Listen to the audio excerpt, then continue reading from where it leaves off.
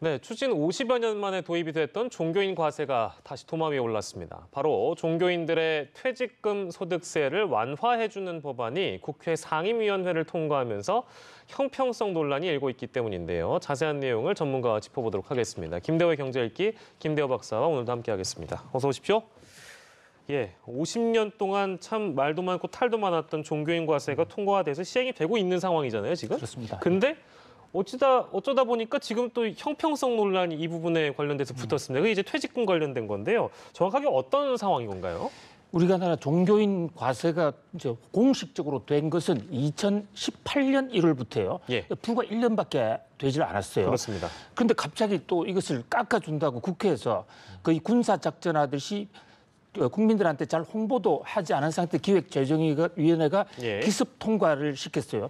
통과시킨 그 내용은 퇴직금에 대해서는 2018년도 이후분만 과세를 하겠다는 겁니다. 그러니까 지금 올해 퇴직하는 분들이 40년 근무했다면 39년치는 빼고 1년만 해주겠다. 이런 거거든요. 그러니까 소급 적용을 하지 않겠다. 그건 소급이라고도 볼 수가 없는 게요. 그런가요? 원래 우리나라는 헌법이 만들어지면서 헌법에 의해서 모든 국민은 납세 의무를 지게 돼 있었습니다. 종교인도 납세를 하는 게 너무나 당연했고 또 일부 천주교라든지 이런 데 신부님들 같은 경우는 세금을 내왔었어요. 그런데 일부 목사님들이 안 내왔고 사실상에 탈세를 해왔다고요. 탈세 대목을 이제 와서 퇴직금에서도 또 깎아달라 하는 이런 그러니까 뭐 일부 그 교회법 하는 사람들은 소급이라고 그러지만 소급이 아니고 내야 될 걸 안 내고 또 깎아달라는 거죠. 그리고 아무튼 이제 국회에서는 이 과세 문제를 50년 동안 이제 끌고 오다가 결국 2018년 도입했는데 갑자기 퇴직금에 대한 소득세 완화. 이 부분이 이제 얘기가 되면서 이게 형평성 논란이 일고 있는 건데요. 저희가 뭐 알기 쉽게 하나씩 짚어보겠습니다. 직장인들이 만약에 퇴직금을 받아서 소득세를 내는 것과 만약에 이게 완화가 돼가지고 비교를 해본다면 얼마나 차이가 나는 거죠? 똑같이 30년을 근무했다고 가정을 하고요. 똑같은 소득이라고 했을 때 퇴직금도 이제 1억씩 같이 나옵니다. 그런데 이 목사님의 경우에는 이 법을 적용받게 되면 아직 국회를 통과하지는 않았지만 만약에 통과된다면 500만 원만 세금을 내면 되는 겁니다. 퇴직금이 10억 원일 경우에요. 10억일 경우에. 10억일 경우에 500만 원을 내면 됩니다. 그런데 똑같은 근무 연속 기간이고 똑같은 퇴직금 10억 원을 받는 직장인의 경우에는 1억 5천만 원 정도의 세금을 내야 되거든요. 그러니까 1억 4천만 원 정도 차이가 나고 그것을 퍼센트로 하면 29배 정도 차이가 나는 거죠. 그만큼 일반 직장인들은 세금에 관해서는 호구다 이런 얘기가 돼요. 이것을 40년 근무자로 하면은 39배 내지 40배 정도 차이가 납니다. 엄청난 차이죠. 근속 기간에 따라서 그만큼 차이가 날 수밖에 없는 이유가 결국에 다시 되돌아가자면 그러니까 2018년부터 1월이 이 법이 시행됐기 때문에 그 전에 있던 건 적용하지 않겠다. 그렇습니다. 그렇기 때문에 이 차이가 벌어지는 거죠. 그렇습니다. 그러면 왜 Y라는 질문이 달립니다. 왜 이거를 1년 만에 이렇게 논란의 중심에 불어오게끔 국회가 속전속결로 진행했느냐? 배경이 뭡니까 그러면? 이게 원래는 이제 우리나라 건국과 동시에 모든 세금을 내야 되는데 정부나 특히 정치인들이 이 목사들 여론을 중시해가지고 세금을 걷지 않았어요. 그리고 국회에서 관련 세금을 걷는 규칙을 만들지 않았습니다. 그런데 규칙이 없다고 세금을 안 내는 것은 아니거든요. 규칙이 없어도 모든 사람의 과세 의무는 있는 것입니다. 그동안 계속 우리나라에서 1968년에 국세청이 만들어지는데요. 초대 국세청장인 이낙선 씨가 세금을 걷겠다고 했다가 크게 철퇴를 맞고 도망갔습니다. 그 이후로도 여러 번 시도가 있는데 세금을 걷지를 못했죠.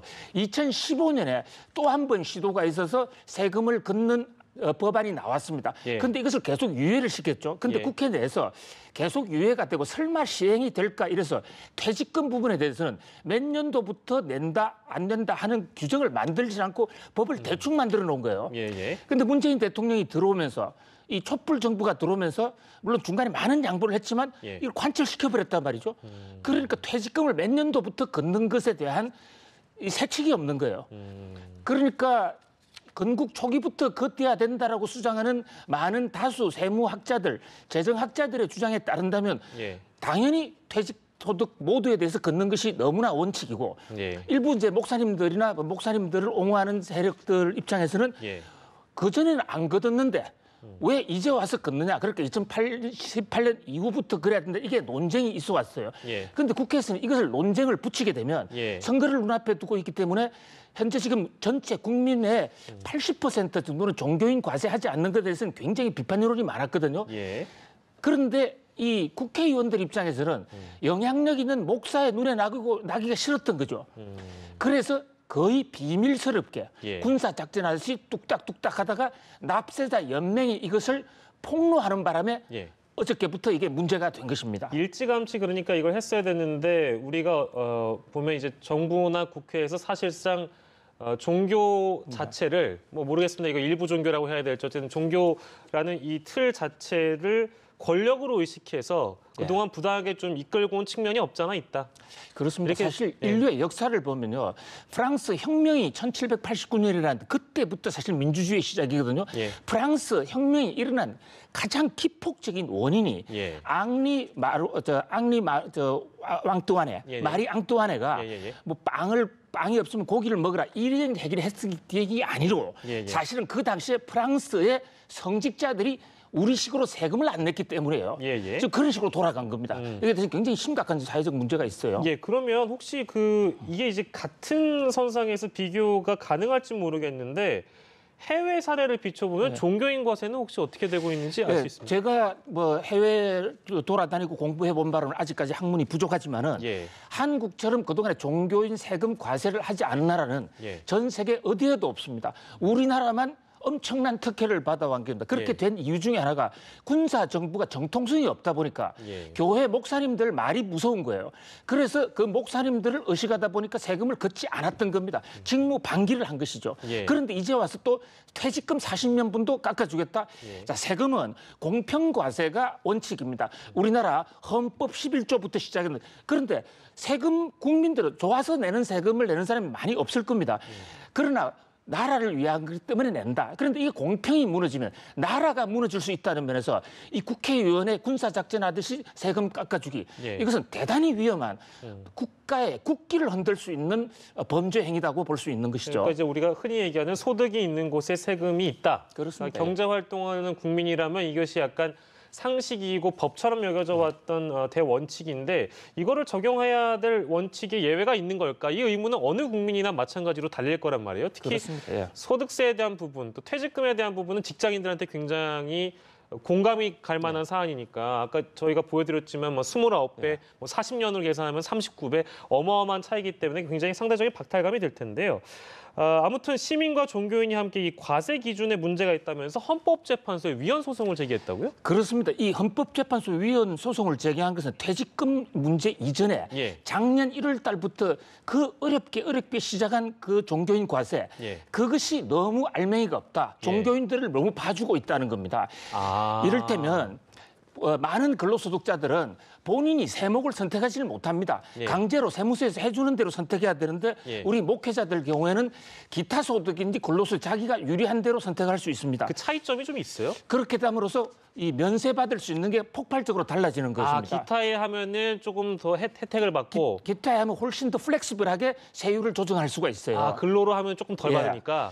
그다음에 이제 그 또 하나 문제는 이 근로소득자의 세액공제나 소득공제를 받을 수 있는 그런 대상. 그것은 대단히 제한적이거든요. 우리 일전에 카드를 해주느니 안 해주느니 말이 많았지 않습니까? 신용카드. 그런데 종교인에 대해서는 그걸 폭발적으로 많이 늘려준 거예요.